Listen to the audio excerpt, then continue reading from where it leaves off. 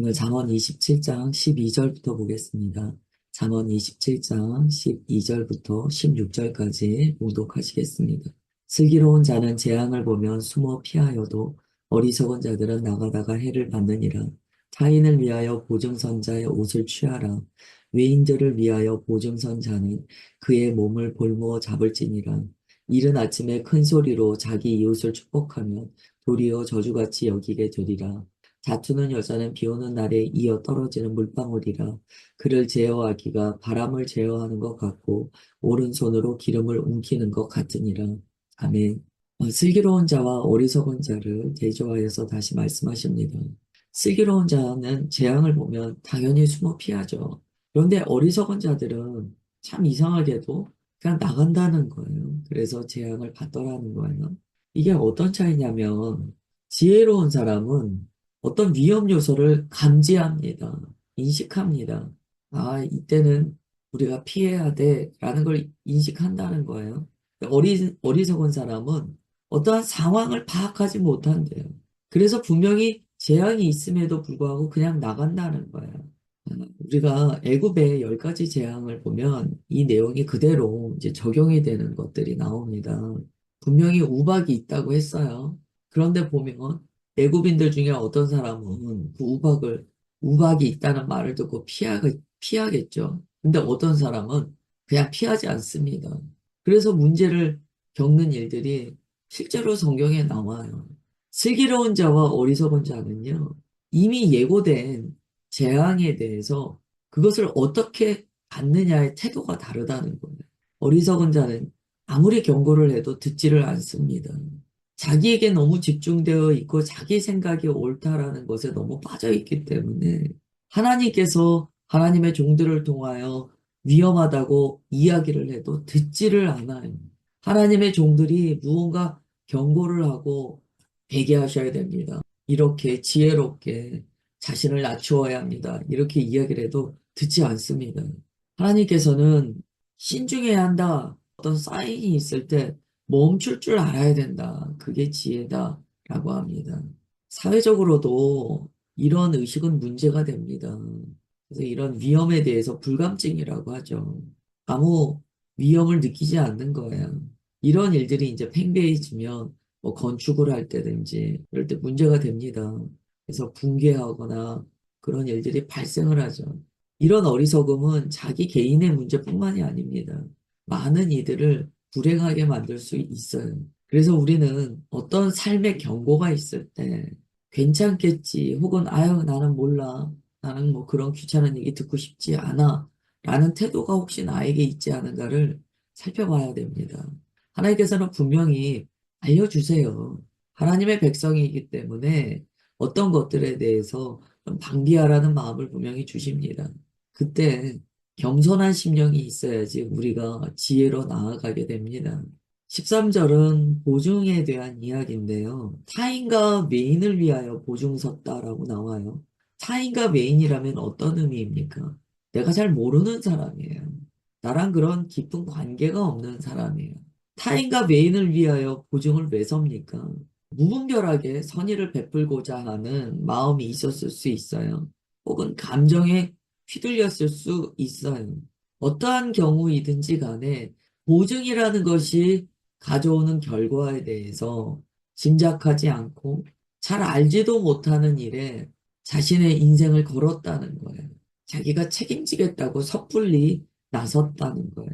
그런 사람의 옷을 가지고 물건을 볼모 잡으라라고 이야기합니다. 그러면 책임을 확실하게 하라는 거예요. 왜냐하면 타인과 메인을 위하여 보증선자는 자신이 서고 있는 이 보증이 어떠한 의미를 갖는지 모릅니다. 거기에 대해서 자신이 얼마나 막중한 책임을 약속하고 있는지를 모른다는 거예요. 그러니까 그런 사람과 관계를 맺을 때는요, 책임의 유무에 대해서 확실하게 하라는 거예요. 그 다음에 15절, 16절입니다. 끊임없이 다투는 사람의 위험함에 대해서 이야기해요. 다투는 여자는 비 오는 날에 계속해서 떨어지는 물방울이라는 거예요. 산에 보면 바위가 패여 있는데 보면 물방울 떨어져서 패여 있다 라고 비유하잖아요. 그것처럼 비 오는 날에 이어 떨어지는 물방울은 바위를 뚫을 정도의 힘이에요. 사람을 얼마나 괴롭게 합니까? 계속하여 다투고 불편하게 하고 이러는 사람과 함께 있는 것은요, 마치 바위에 떨어지는 물방울처럼 결국 우리를 피폐하게 만든다는 거예요. 그만큼 힘들게 한다는 거예요. 때린데 또 때리는 거죠. 계속. 그 다음에 16절은 그를 제어하기가 바람을 제어하는 것 같다라고 합니다. 제어가 안 된다는 거예요. 바람을 우리가 어떻게 제어합니까? 오른손으로 기름을 웅킨대요. 기름이 손에 움켜집니까? 미끄러운데 다 떨어집니다. 도저히 제어가 안 된다는 거예요. 말을 안 듣는다는 거예요. 이 다툰다라는 특질은요, 결국 사람을 멸망으로 떨어뜨립니다. 다투는 기질이 혹시 있는가를 그래서 꼭 봐야 돼요. 다투는 기질이 얼마나 다른 사람을 힘들게 하는지를 알아야 됩니다. 예수님께서는 우리에게 화평을 주세요. 그런데 계속하여 다투고 나로 말미암아 많은 이들에게 마치 이어떨어지는 빗방울처럼 이런 불편함과 아픔이 나로 인하여 계속 발생되지 않는가. 그리스도인은 항상 그걸 봐야 돼요. 그래서 만약에 내게 그런 기질이 있다라고 생각한다면 십자가 앞에 나아가셔야 됩니다. 남을 괴롭히는 걸 떠나서요. 결국에는 그것이 나 자신을 불행하게 해요. 사람의 이러한 성품은요. 결국 그 사람의 삶을 결정짓는 요소가 됩니다. 사람은 자기 성격에 따라서 자신의 삶을 경영해 나갈 수밖에 없어요. 그래서 꼭 우리 안에 그런 기질이 없는가 하는 것을 우리는 항상 살펴야 됩니다. 17절부터 19절입니다. 철이 철을 날카롭게 하는 것 같이 사람이 그의 친구의 얼굴을 빛나게 하느니라. 무화과 나무를 지키는 자는 그 과실을 먹고 자기 주인에게 시중 드는 자는 영화를 얻느니라. 물에 비치면 얼굴이 서로 같은 것 같이 사람의 마음도 서로 비치느니라. 아멘. 앞에 나온 내용에 대한 조금 더 확장된 설명입니다. 앞에서는 어떤 다툼에 대해서 이야기했어요. 혹은 무모하게 보증서는 사람의 이야기를 했습니다. 또 앞에는 어리석은 자에 대해서 이야기했어요. 이러한 경우에는요, 결국 사람의 관계에서 문제가 발생이 됩니다. 무모하기 때문에, 어리석기 때문에, 아무 이유 없이 다툼을 즐겨하기 때문에 사람 사이의 관계에서 서로 해를 끼치게 돼요. 그런데 17절에는 전혀 다른 이야기가 나옵니다. 철이 철을 날카롭게 하는 것 같이 사람이 친구의 얼굴을 빛나게 한다는 거예요. 사람은 결코 혼자 살아갈 수 없습니다. 사람은 사회적인 존재예요. 그래서 관계 속에서 서로 배우고 성장하며 서로 다듬어지고 교회 공동체는 서로 성화로 나아가게 됩니다. 그렇기 때문에 서로의 영향을 계속 받는 존재라는 거예요. 그런데 어떤 관계는 보니까요, 마치 철로서 철을 갈아서요, 더욱 날카롭게 하는 것처럼 부딪히는 것 같은데 서로 더 빛나게 하는 존재가 있다는 거예요. 여러분, 철이 쨍쨍하고 부딪힙니다. 그런데 서로 날카로워진다는 거예요. 서로 긍정적인 방향으로 나아간다는 거예요. 이게 뭡니까? 철이 쨍쨍 부딪히는 것은요, 때로는 아프지만 서로 충고해 줄 수 있는 관계예요. 서로 진리의 빛으로 인도하는 관계예요. 그러니까 무언가 부딪히는 것 같지만 그 부딪힘은 다투는 게 아니라는 거예요. 앞에 나와 있는 그저 근본 없는 진리의 본질 없는 다툼이 아니라는 거예요. 서로를 성화로 나아가게 하는 서로를 세워주는 부딪힘이라는 거예요. 그럴 때요, 친구의 얼굴이 빛나게 된다라고 이야기합니다. 직원할 땐 직원도 해줄 수 있고, 온전한 길로 나아가도록 도와줄 수 있는 그 관계. 그럴 때는 친구의 얼굴이 진리로 빛나게 된다는 거예요. 에베소서 4장 15절에 이런 말씀이 있어요. 오직 사랑 안에서 참된 것을 하여 범사에 그에게까지 잘할지라 그는 머리니 곧 그리스도라. 아멘. 오직 사랑 안에서 뭘 하라고 합니까? 참된 것을 하라. 사랑 안에는 진리가 있어야 된다는 거예요. 진리 없는 사랑은요, 그 사람을 무너뜨립니다. 그 사람에게 더 비진리로서 족쇄를 더 강하게 채워요. 진짜 사랑은 참된 진리 안에서 일어난다는 거예요.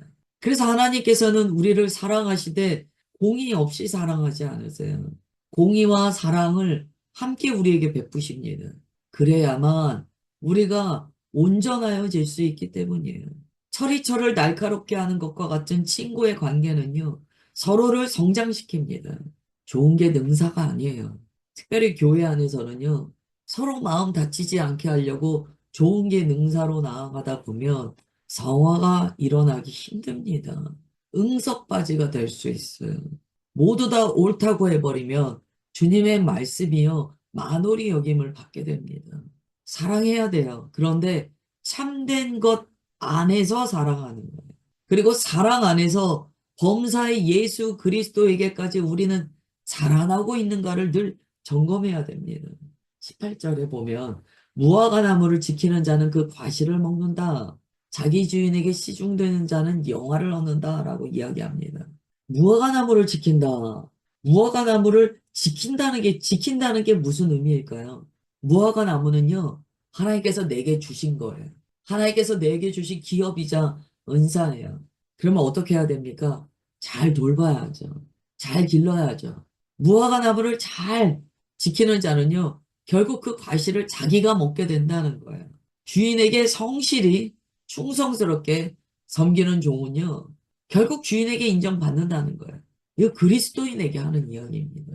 주님께서 내게 무화과 나무를 주셨다면 당장 열매를 맺지 않는다고 외면하면 안 돼요. 열매를 맺을 거야. 나는 그냥 돌보라고 하셨으니 나는 잘 섬기면 돼. 그리고 잘 섬기는 거예요. 그러면 언젠가는 열매를 맺습니다.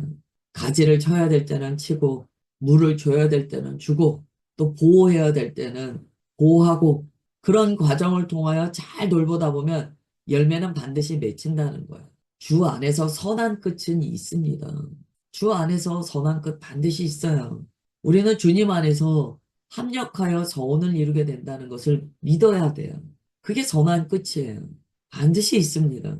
우리는 주님의 말씀에 따라 하나님 앞에 충성하며 내게 맡기신 일을 성실하게 행하는 것에 낙심하지 말아야 돼요.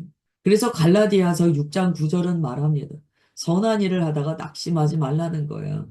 때가 이르면 거둔다 라고 말씀합니다. 무화과 나무를 지키다 보면 열매 맺는다. 주인에게 충성스럽게 성실히 계속하여 섬기다 보면 결국에는 영화를 얻을 수 있다라고 말씀해요. 이걸 이제 우리가 상급이다라고도 말하죠. 그 다음에 19절입니다. 물에 비치면 얼굴이 서로 같은 것 같이 사람의 마음도 서로 비치느니라. 간단하게 이야기하면 사람의 마음은 서로에게 다 감지된다는 거예요. 앞의 내용과 같습니다. 무화과 나무를 잘 충성되게 잘 지키면 열매를 맺어요. 무슨 이야기입니까? 아무리 그 사람이 지금은 내 마음을 모르는 것 같아도 주님의 마음으로 계속해서 잘 섬기면 알아준다는 거예요. 사람의 마음은 결국 보인다는 거예요. 사람과 사람의 관계에서 진정한 마음은 나타난다는 거예요. 처음에는 뭐 말을 잘하고 뭐 버드르하게 처음에는 그럴듯해 보여요. 그러다 결국 그 마음에 진리로서의 진정성이 있는 사람은 결국엔 드러난다는 거예요. 하나님께서 우리에게 이 말씀을 주십니다. 그냥 낙심하지 말라는 거예요. 하나님께서 이 세상을 통치하고 계신데 사람과 사람 사이의 관계에서 통치를 안 하시겠습니까? 하나님께서는 우리가 정말 진정성이 있는 관계를 맺고 있는가를 반드시 보세요. 이용하거나 자기 이익만을 쫓거나 그런 거 주님께서 다 알고 계세요. 정말 우리는 사람과 사람을 대하여 진실해야 됩니다. 진정성이 있어야 돼요. 그 보증선 사람은 왜 보증섭니까? 타인과 메인의 보증을 섰다는 것은 일종의 허세예요. 그런 사람에게는요, 단단히 확증을 받으라는 거예요. 당신 여기에 대한 책임을 지는 거예요. 단단히 확증을 받으라는 거예요. 왜냐면 허세 부리는 사람은 그냥 허세뿐이거든요. 결과에 대해서는 책임질 마음이 없습니다. 오늘 여기까지 쭉 나눈 내용은 정말 사람과 사람 사이의 관계에서 주님께서 얼마나 그냥 세밀하게 관찰하고 계신가를 가르쳐 주시는 구절입니다. 20절, 22절이에요. 스올과 아바도는 만족함이 없고 사람의 눈도 만족함이 없느니라. 도가니로 은을, 풀무로 금을, 칭찬으로 사람을 단련하느니라. 미련한 자를 곡물과 함께 절구에 넣고 공의로 찌을지라도 그의 미련은 벗겨지지 아니하느니라. 아멘. 사람의 본성에 대해서 이제 말씀하세요. 우리 안에 수올과 아바돈 같은 어둠의 일들이 있다는 거예요. 이 스올과 아바돈 같은 우리의 본성은요, 만족함이 없습니다. 계속해서 다오다오하며 자신의 탐심을 끊임없이 채우려고 합니다. 그게 사람의 본질이에요. 이 본질은요, 어떻게 해야 됩니까? 도가니로 은을 단련하는 것처럼, 풀무로 금을 단련하는 것처럼, 칭찬으로 사람을 단련할 수 있다라고 이야기해요. 참 특이하게 칭찬이라는 단어가 나옵니다. 그동안은 하나님께서 징계나 지혜의 말이나 이런 말씀을 많이 하셨어요. 그런데 여기에서는 칭찬이라는 말이 나와요. 이 칭찬은요, 굉장히 여기에서는 중립적인 단어로 쓰입니다. 그래야지 이 말을 우리가 이해할 수 있어요. 칭찬도요, 잘해야 좋아요. 칭찬을요, 억지로 하잖아요. 그러면 그것은 거짓이에요. 거짓된 칭찬은 아부예요. 사람은요, 이 칭찬을 통해서 단련이 된다는 거예요. 이거는 이제 신약으로 보자면 영광이라고 표현할 수 있습니다. 영광. 영광이 주어질 때 그 사람은 단련이 됩니다. 그 영광이 자기 자신을 위함인지 주님께 올려드리기 위함인지가 드러나요. 이 칭찬은 그래서 중립적인 언어입니다. 칭찬을 통해서 그 사람의 내면이 다 드러나요. 여기서는 단순히 칭찬해라 이 의미가 아니에요. 칭찬을 통하여 사람이 단련된다라고 말씀하셨어요. 그 칭찬이 있을 때 그 사람이 자기 영광을 취하는지 아니면 주님께로 그 영광을 돌리는지를 봐야 됩니다. 혹은 칭찬하는 자가 사람의 교만함을 드러내서 그 사람에게 허세와 허영을 주기 위하여 칭찬하는지 아니면 정말 진리로 인하여 나의 연약함을 세워주기 위하여 칭찬하는지는 다 드러난다는 거예요. 그래서 이 칭찬을 통하여 사람은 단련이 됩니다. 이걸 우리의 인생에 비유하자면 칭찬과 같은 상황이 우리의 삶에 있을 수 있어요. 무언가 내가 높여지는 상황이죠. 내가 다른 사람 앞에 드러나는 상황이죠. 그때 우리는 단련됩니다. 왜냐하면 주님께서 우리를 보고 계세요. 그리고 우리의 어떤 잘못된 내면의 동기나 외적인 행위들을 다듬어 나가십니다. 그래서 여기에서의 칭찬은요, 우리가 좀 마음에 겸손함으로 받아야 될 단어입니다. 근신함으로 받아야 될 단어예요. 나의 삶에 칭찬이 주어졌을 때 주님께서 내게 말씀하심인가 혹은 사람이 꾸며낸 것인가를 우리가 봐야 돼요. 분별하시고 그 자리에서 오직 겸손함으로 나아가시면 축복합니다. 미련한 자는 곡물과 함께 절구에 넣고 공의로 찧어도 안 벗겨진다 라고 말씀하세요. 그 정도로 질기다는 거예요. 공의는요, 절구를 내리치는 이 방망이를 말해요. 미련함은요, 말만 듣지 않는 미련함이 아니고요, 인생에 공의와 같이 내리치는 몽둥이가 있어도요, 그게 잘 안 벗겨진대요. 안타깝죠. 미련함은 그래서 그냥 사람의 본성 플러스 영적인 것입니다. 아무리 예수님을 믿어도 이 미련함이 벗겨지지 않으면 정말 힘들어요. 이거 뭐 제가 너무 강하게 이야기하는 건지는 몰라도 이 말씀만 하고 끝낼게요. 우리가 이제 이렇게 축사할 때 보면 자기가 좋아하는 어둠의 영은 안 나가요. 자기가 붙들고 있어서 안 나가요. 본인이 내보낼 생각이 있어야 돼요. 자기 삶에 어떤 유익이 있는 거예요. 그럼 안 나가요. 설사 나갔더라도 내가 원하기 때문에 다시 들어갑니다. 이런 미련함이요. 원래 나는 그래. 혹은 이 미련함이 내가 미련한 걸 갖고 밀고 가면 됐다라는 경험이 있잖아요. 자기가 이걸 안 내려놔요. 이걸로 됐던 거예요. 미련함이 왜 공의로 찧어도 안 벗겨진다고 말씀하실까요? 미련하면 그 사람과 그냥 하나가 돼버렸기 때문에 안 벗겨지는 거예요. 잠시 껍데기로 되어 있으면 옷 입은 것처럼 돼 있으면 왜 안 벗겨집니까? 저는 이 말씀을 읽으면서 아, 이 말씀이 가지고 있는 그 의미를 우리가 좀 더 무겁게 받아야겠다라는 생각을 했어요. 내 삶에 분명히 주님께서 말씀하시는 미련함인데 아우 이거는 원래 내 모습이에요. 잃어버리면 원래 내 모습이기 때문에 안 벗겨지는 거예요. 그렇게 살아서 내가 뭔가 유익함을 얻었어요. 사람 사이의 관계에서 이거로 불도저처럼 밀고 가니까 되더라는 거예요. 그러면 자기가 벗겨낼 생각이 없어요. 혹여 우리에게 이런 게 있는 거 살펴봐야 됩니다. 그러면 절구로 쪄도 안 된다니까 얼마나 그 사람은 또 고통이겠습니까? 기도하겠습니다. 빛으로 오신 주님, 오늘도 주님의 말씀을 받았습니다. 우리의 본성적인 문제와 또한 사회적 존재로서 사람과 사람 사이의 관계를 맺어 나아갈 때 어떻게 진리로서 사랑해야 하는지를 깨닫게 됩니다. 오늘 주님께서 여러 세밀한 말씀을 주셨습니다. 그 중에 단 하나라도 주님께서 우리의 마음 가운데 새겨주시어서 그 말씀은 우리가 흘려버리지 않고 심령으로 받아 변화받게 하여 주옵소서. 주의 말씀으로 성화의 길 걸어가게 하옵소서. 그렇게 역사하여 주시는 것 믿사오며 사랑하는 주 예수 그리스도의 이름으로 기도드리옵나이다. 아멘.